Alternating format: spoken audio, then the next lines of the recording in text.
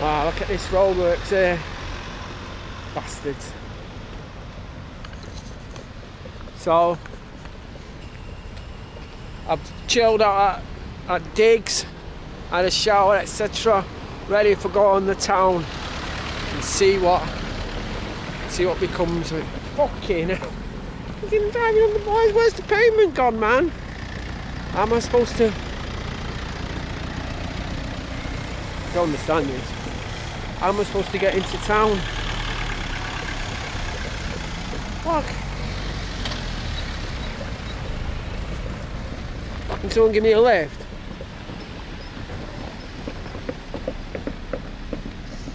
This is madness. I can't get into town.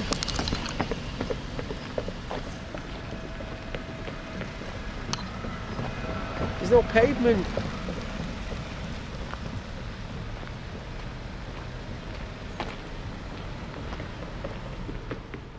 We get a lift into town. The EdgeMan.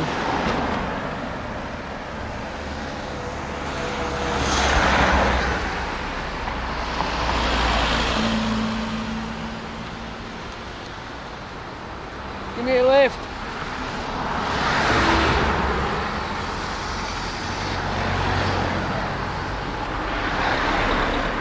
I'm the crazy one. You know, I'm walking down the street. I always wanted to go hitchhiking. I'll go and do the Galaxy.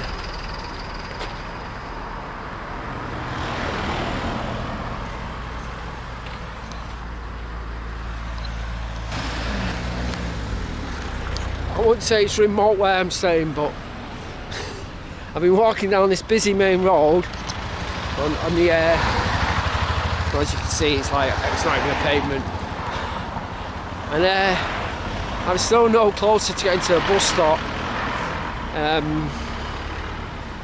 Hopefully, it looks like there's a junction coming up, and hopefully I can get a bus from somewhere there. But it's just relentless. Traffic relentless. At least I'm not stuck in it like before.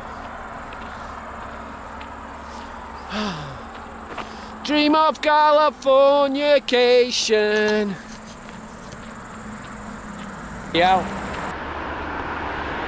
I haven't seen one of them. I've never seen a pink sheep before. I gotta say, he's pretty good actually.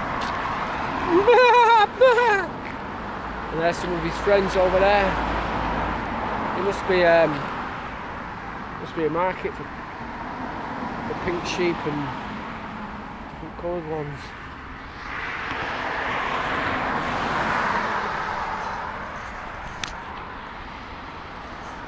Wow, the situation is this. I'm still on that road 30 minutes later, but I'm near the end of it. There's a sign over there, Zakopane Centrum. So that's quite promising.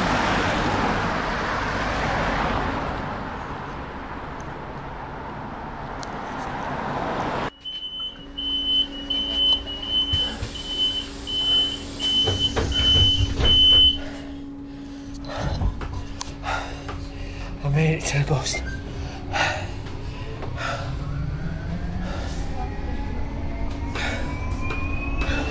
Boat trip. I don't have time for no boat trip. But look at this street. I've never seen a more crowded street ever.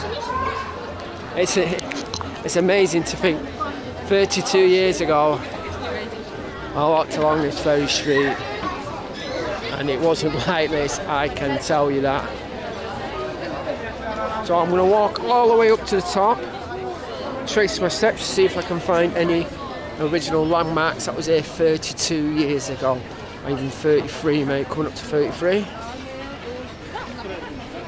So I came here, me and Jeff came at Christmas 1991 and stayed for Christmas and New Year, so into 1992, and we had one of the best times of our lives. Oh yeah. Back then there was no restaurants where you could sit outside, no boutique shops. There was quite a few bars, not a lot of them, but a few to get pissed in, which we did. There was one big hotel, I forget the name of it, old communist style hotel, and the food was absolutely amazing. Well, it was good compared to all the other places in town where they serve food. But it was such a long wait for the food. It took ages, but it's like the advert says, worth waiting for. So we'd go there every day and order something and spend a couple of hours just waiting, eating, and then yeah. Oh, here we go. One of those cowboys again. Didn't I see one of these?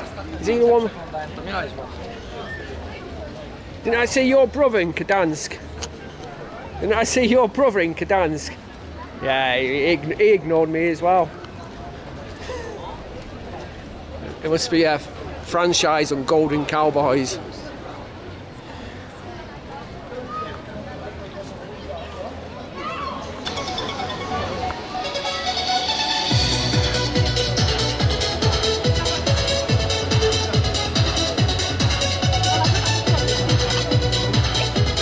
Oh, he's good.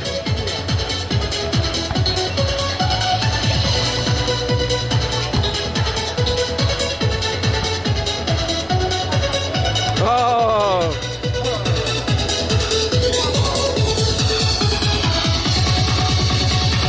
Oh, his mate's good as well.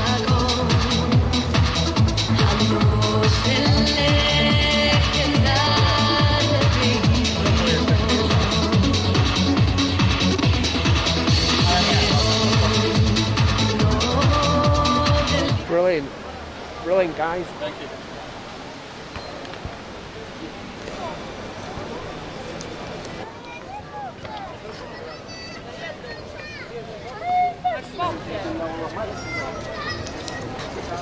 So what I do remember about the main street, I had lots of kiosks in the middle of it, dotted around the place, and they sold bootleg cassettes. So they had just a massive all different artists, David Bowie, Bananarama, and various other Western ones. And me and Jeff would, you know, spend hours walking around them, looking to get something. But every one of them sold practically the same artist. So yeah. So they've gone, obviously, with technology. No more bootleg cassettes. I know Jeff bought loads of them. I came out with the line. Jeff was worried about how much money to change. So Jeff, change as much money as you can, which he did. And when he was coming home, he was stuck with a load of money, and he tried to buy loads of more, even though he was buying cassettes like he was going out of fashion.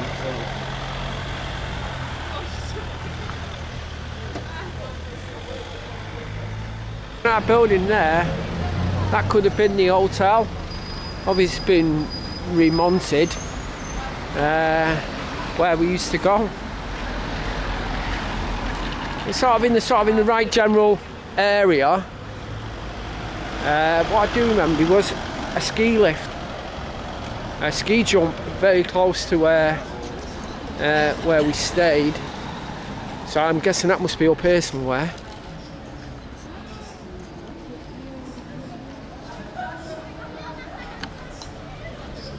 Yeah. So our accommodation we stayed in, it was quite an amazing place, like a bed and breakfast. We stayed with some other guys, 3 guys from Sheffield who become our best mates. We loved drinking. We went drinking with them practically every night. And yeah, Brian, Jamie and Mal, they were called. And never seen them since. But we became lifelong friends for them 10 days we was here. Or 8 days, whatever it was.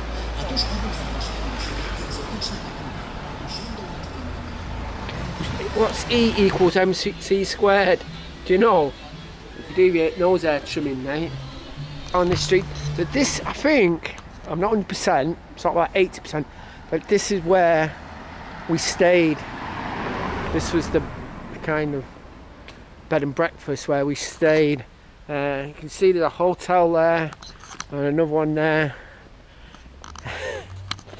And we walked with, so the other hotel where the other people were staying at was on the other side of, they were staying at a real nice one with a bar and food and stuff, and we just had a breakfast, that's all. And but New Year's Eve, no, Christmas Eve it was, we arrived about 9 o'clock in the evening, dumped our bags in, and they said to us, the only place that you can get a drink now will be the main hotel where all the other guests are. So we hurried over there, changed some money on the way, and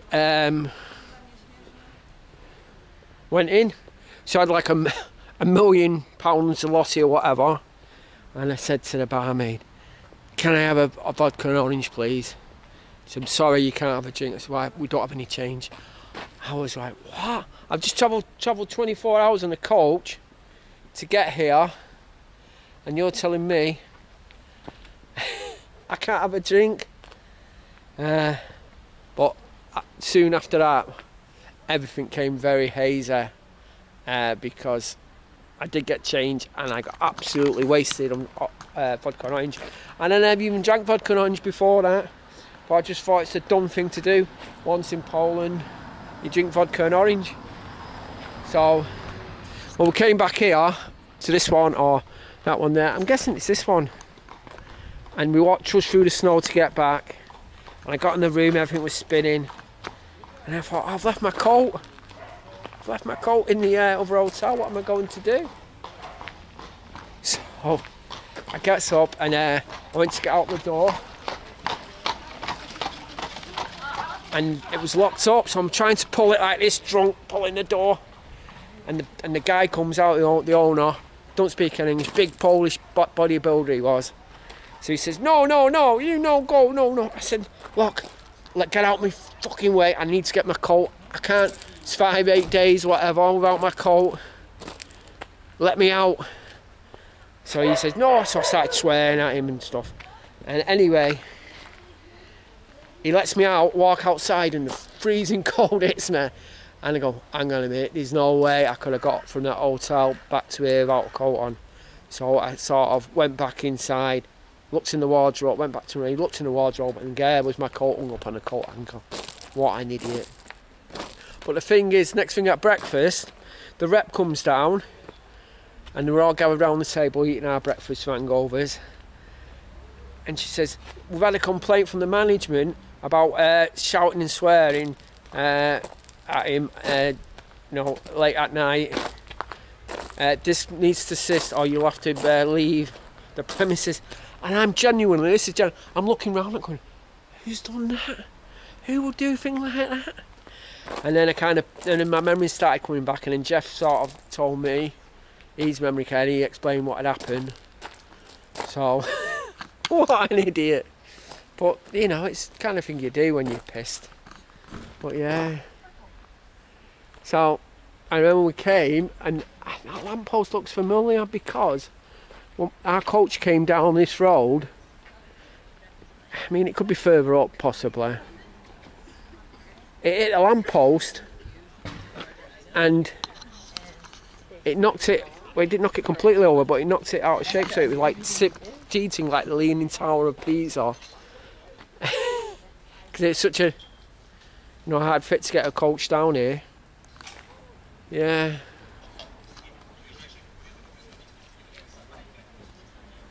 Well, that was just an amazing time we had. But I'm pretty sure that this was the place. because it had a bit of a courtyard in it as well. Foyer bit.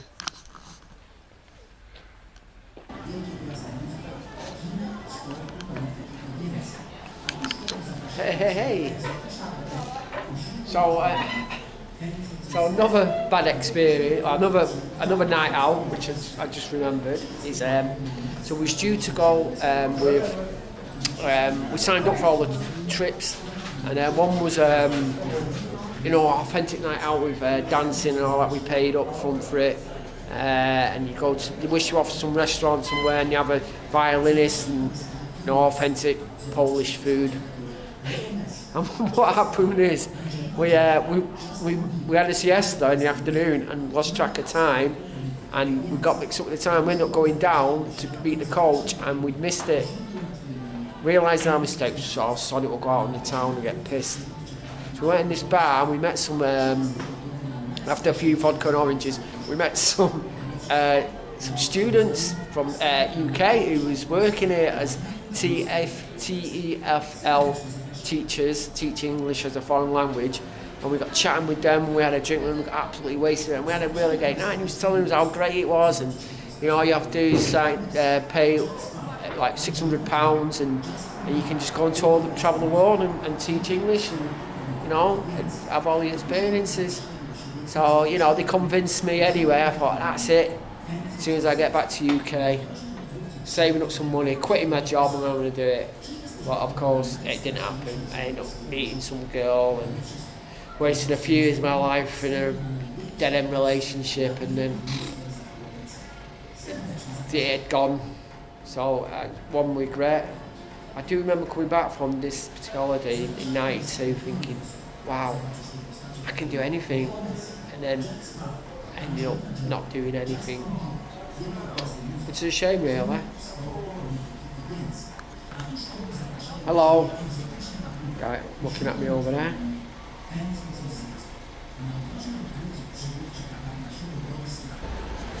So, the last story from Zakopane, 1991 to 1992. Well, this would have been going in because it was New Year's Eve, and we planned, let's get absolutely hammered, even more so, New Year's Eve.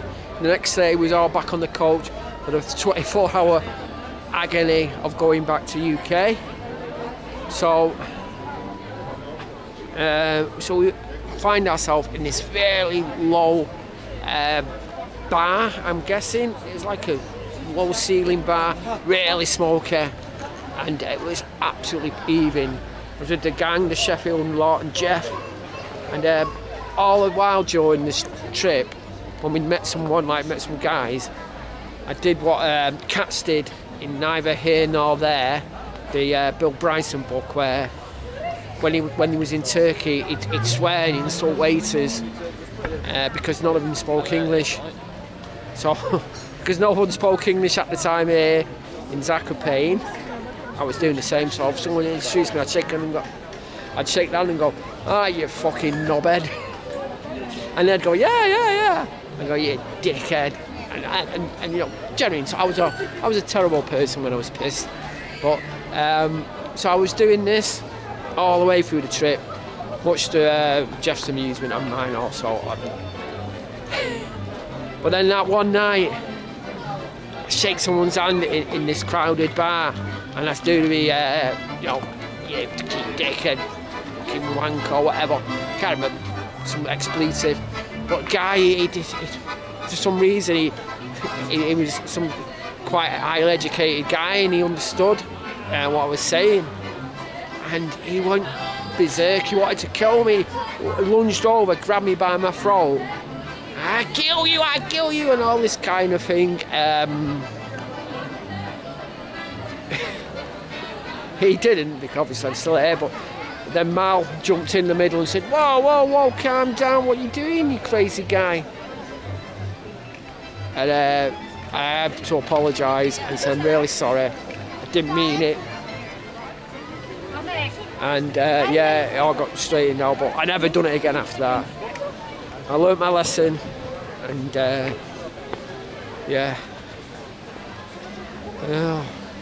great days. check out this shop. I love the old AK-47 there, Kalashnikov t-shirt. I don't know who that is. That Rommel? Probably. Tiger tank there. Very strange. Oh, it's funny, just hit her in the face.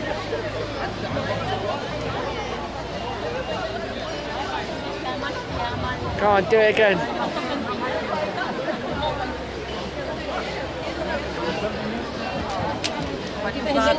Nearly again. Next time.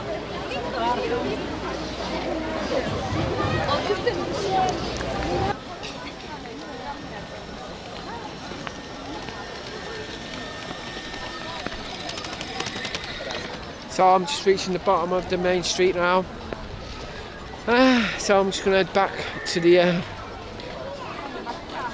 I don't even want to say the name of it. It's just an awful journey. I've got to make it back. Yeah, that's the end of my reminiscing, my time travelling back into the 1992. God, I wish I could go back there again. If I had a time machine now, I'd hop in it and I'd come back and just realise how great it was. Yeah. Right then.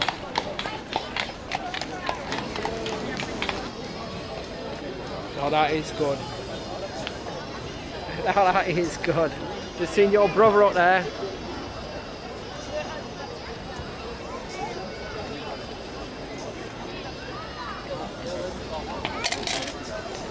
You're a good man.